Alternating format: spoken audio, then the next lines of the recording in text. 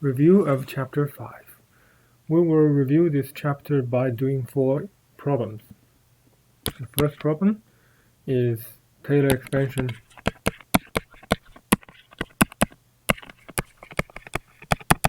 of a given function. And this function is sine x squared about x naught equals 0. Okay. So it means we want to find out a form like this. A1x, A2x squared, A3x cubed, etc. So if we use the Taylor expansion formula, fn x naught n factorial x minus x naught to the n, then we need to know all the derivatives. But let's take a look. What is the derivative of that? Because cosine x squared times 2x. Then you take a derivative again.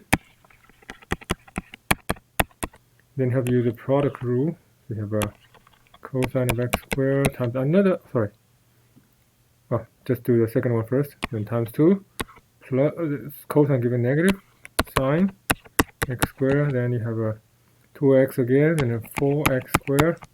And you can see it's getting more and more complicated.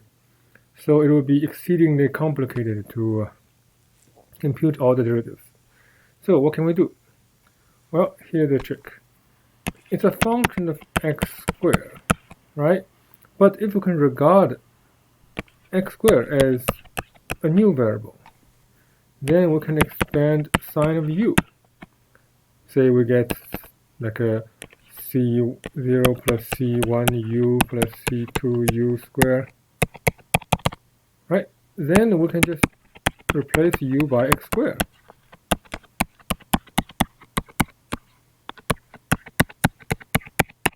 Right? Then this is a power series expression.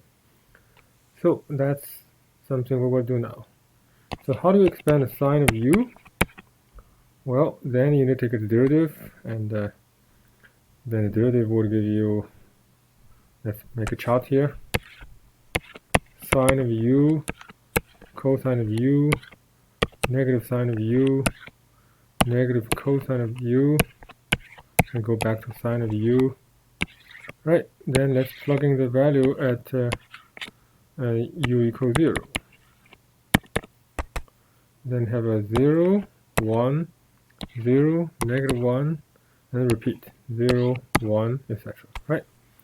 So plug into that Taylor expansion formula. You can see the numerator becomes 0, 1, 0, negative 1, etc. So only the odd power will survive. The even power, n equals 0, n equals 2, they will be gone. So then you'll have negative 1 to the, let's say, nth power, but only the n plus, 2n plus 1 will survive, because when n equals 0, you get 1, n equals 2, and n equals 1, you get 3, etc. Right? So that's what you have. Okay, so let me write down the form. Sine of u equals u minus u cubed over 6 plus u to the 5th over 5 factorial, etc. So what is sine of x squared?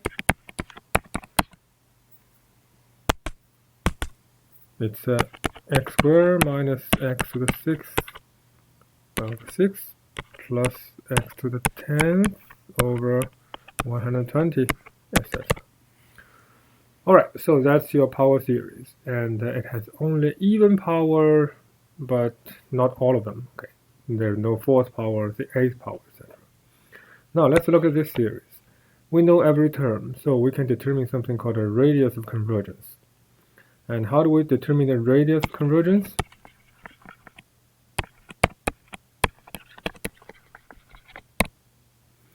Okay, let's just use the ratio test. Okay, what's the nth term? The nth term is -1 to the n over 2n plus 1 factorial x to the 2n plus 1, right? And what's the term before that? You have to replace by 2n n minus 1 everywhere. Then let's take their ratio and the absolute value. So you can see -1 cancel because the absolute value, and x will give you x squared, and then you have 2n plus 1 and 2n minus 1 factorial, and that would be 2n and 2n plus 1, and you have x squared. Alright, then when does this converge? When does the series converge? If this is less than 1, right? But if you take the limit, you will see this will go to 0. I mean, when you take the limit of n go to infinity, okay, then this will go to 0. It means for any x, this limit will be 0. So the radius of convergence equals infinity. For any x, it will converge. Okay. All right, that's it for the first problem. Second one is about power series solution. Let's look at this example.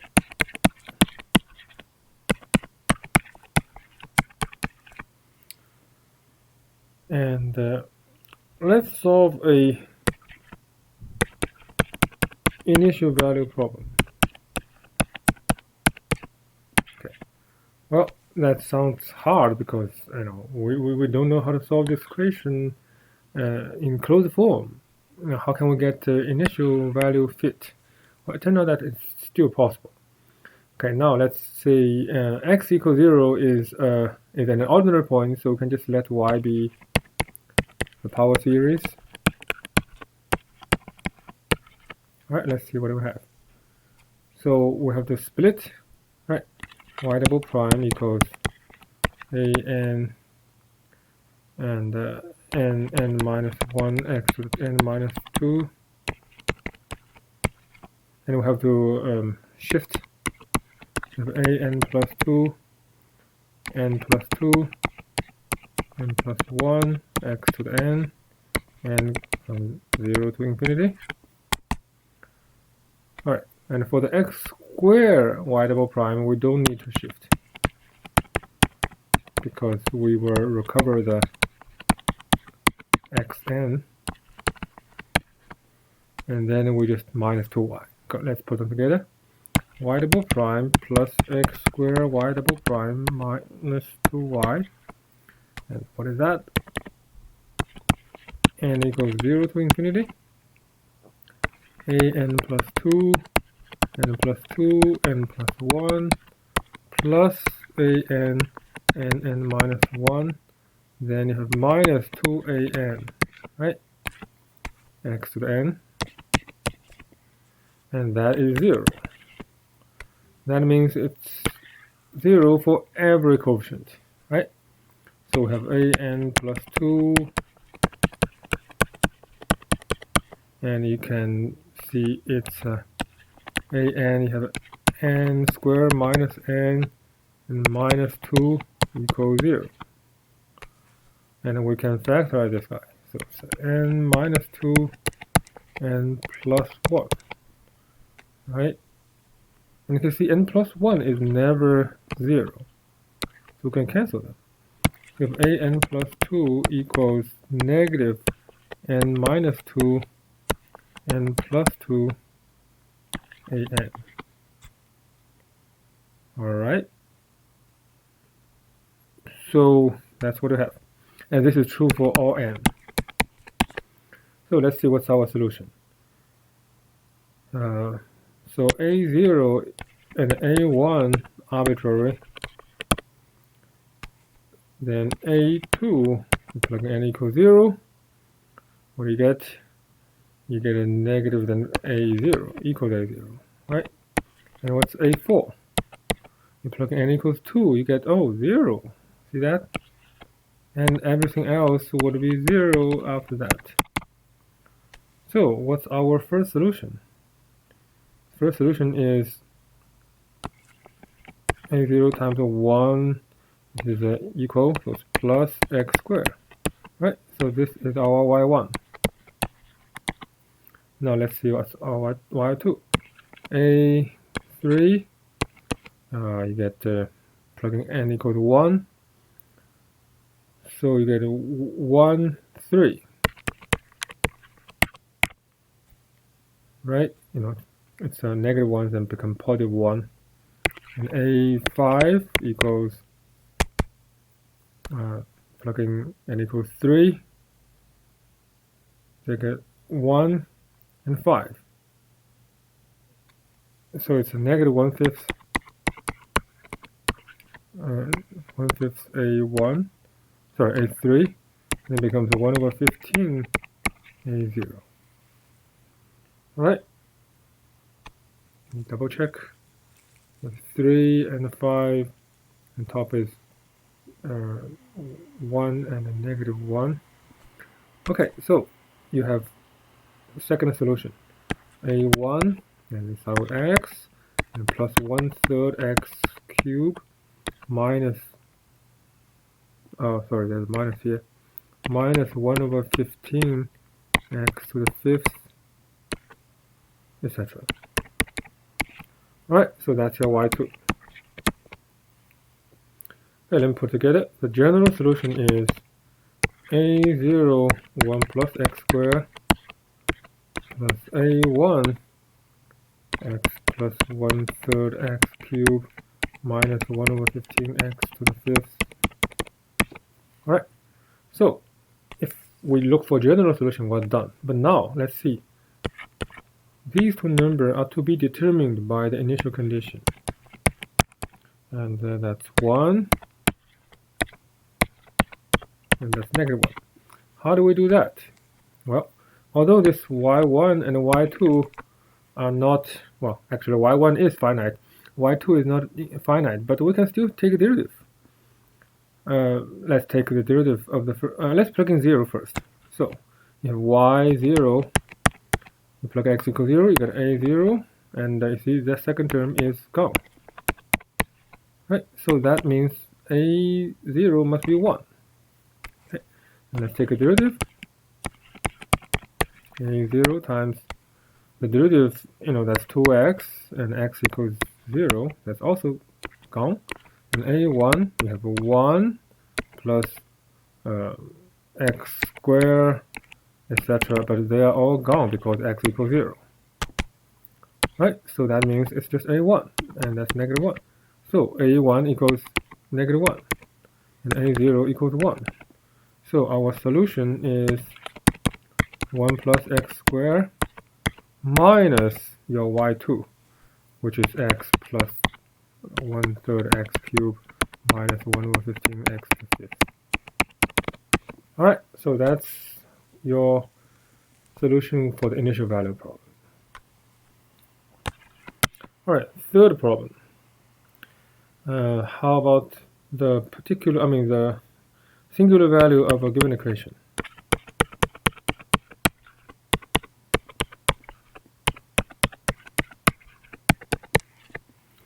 Alright, you're given this equation, and let's determine the singular values. Well, the singular value would be the 0 of the first function, and that means x equals 0 or x equals 1, negative 1, right? They are singular values. Single point. Alright, let's see. The first one, there's x naught here. So x naught equals 0, is that regular or irregular, right? How do we do that? Let's just check the limit. Remember, it's 1 over x squared x plus 1 and times x, right? Then you can see it's infinite because you cancel the x, you still have an x down there. You have a 0 down there, right? So this is infinity. So that is irregular. Okay. second one, -1. Right? So we have the same P and Q, but the numerator becomes x plus 1, right? X minus -1. You can see the cancellation, and then you can see plug in -1, you get 1/1, which is finite. Okay, so that's good for the Q part. Let's see the P part.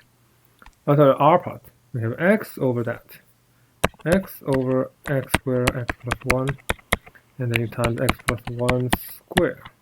And that's even better, because if you cancel that, you still have x plus 1, and then plugging limit, that will be 0. So that's also finite. So the conclusion is that this is regular. Alright, so we can solve the second, for this point we can use the power series method with Euler equation. Okay, the last problem is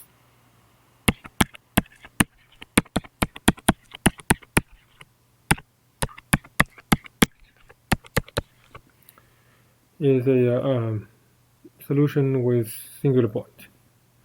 Let's see what happens when x equals 0. This is 0, so that's a singular point, right? And you can see when x goes to 0, this is like x squared, this is 2x, this is like x, but it's quite obvious that this is the limit equation.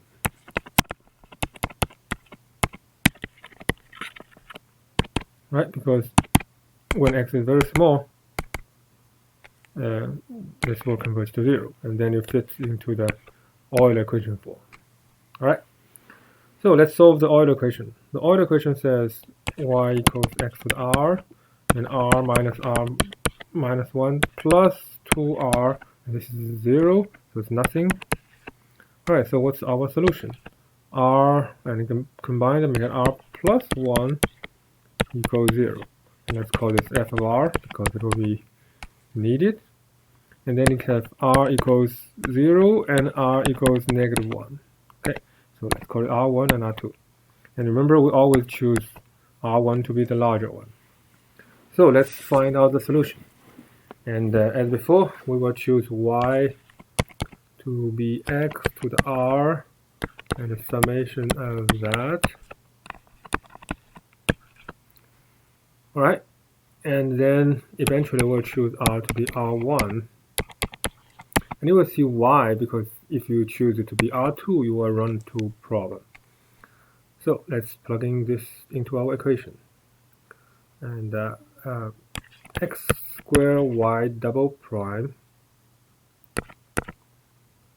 is not something that we need a shift, because you can see it's n plus r, n plus r minus 1, and x to the n plus r minus 2 plus 2. So it's just that. And the second term, xy prime, you don't need a shift either. N plus r, x to n plus r minus 1 plus 1. Then the last term is xy, and that you need a shift, because if you do it directly, it's like that, but you have plus 1. Right, so after the shift, what do you get?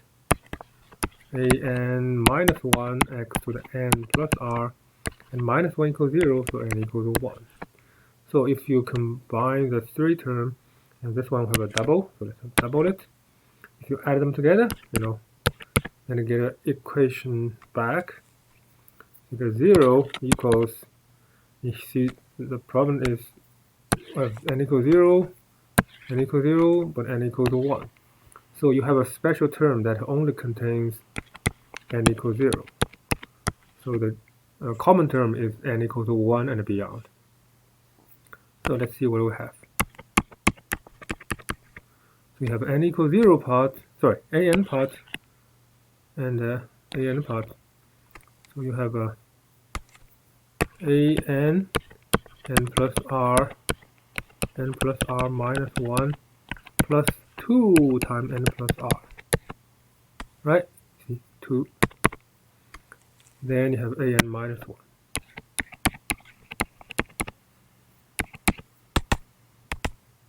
Okay, so that's what we have. Oh, don't forget you have one more term for n equals 0 only. So you have x to the r, and then you have just a0, and n equals 0. So you have r minus 1 plus 2r. There's no such term here. Okay, so, and if we use our capital F function, then you can see it's pretty concise. So just an f of n plus r plus an minus 1 and plus a0 f of r. Okay, oh, x to the r. And this equals 0, it means that's 0, this is also 0. So let's see, if r equals r1, then f of r equals 0, so a0 is arbitrary, right? Because that's equals 0, so a0 is arbitrary. On the other hand, you can determine an to be negative an minus 1 over f of r1 equals 0, right? r1 equals 0. So that's just a n. And that means, you remember what is fn? And it's just this way, r times r plus 1. So it's n times n plus 1. And the n is at least 1. So the denominator is never 0, so we'll get a complete series. Alright? So you can write down what is a1. a1 is negative a0 over 2, and a2 equals negative a1 over 2 times 3, so 6, and that's a0 over 12, etc. Okay, so you will see the series is x to the r, don't forget that, and r1, and then factor a0, we have 1, you know, this part here, negative 1/2 x, and this plus 1/12 x squared, etc. Alright, and what is r1? It happened to be 0, so you don't need anything special. It's just a power theorem. Okay, so this is our y1. Alright, so we got our solution. How about y2? Well, let's plug in r equals r2, which is negative 1. Right, let's see what happens. This is still 0, so a0 is still arbitrary. Right? Now let's look at the next one. The next one is here. So you see an equals negative an minus 1 over f of n plus r, right? That's what we have. N plus r, yes. And what's our r? R is negative 1, so it's f of n minus 1. And then, do you remember what we have for f? It's the function, the variable times itself plus 1, so that's just n. Right, that's for n greater than or equal to 1. But we have problem immediately. What do you have for a1? N equals 0. So, so n equals 1. So this is 1, but that's 0. Well, what does that mean? Division by 0 is not something we want to see. So what we really have is this. a1 times 0 times 1 equals negative a0. And that means no matter what is a1, that's 0. So a0 has to be 0.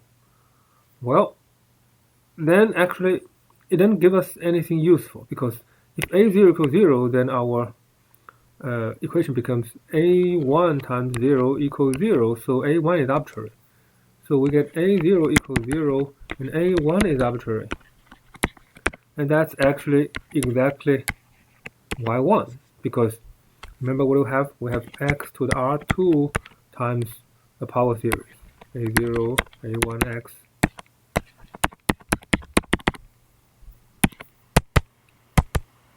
Excuse me. And if this is -1 and A0 is 0, then you see if you multiply this to that, you just get A1 plus A2x, etc. And that's a power series, which will be our y1. So it means if you use the same method here, you will get y1 instead of a new solution. So we cannot obtain y2 using this power series method. Well, we can use a different assumption, or we can use the Wronskian, but either way it's complicated. So we will not do that, and we are happy with just finding out one solution.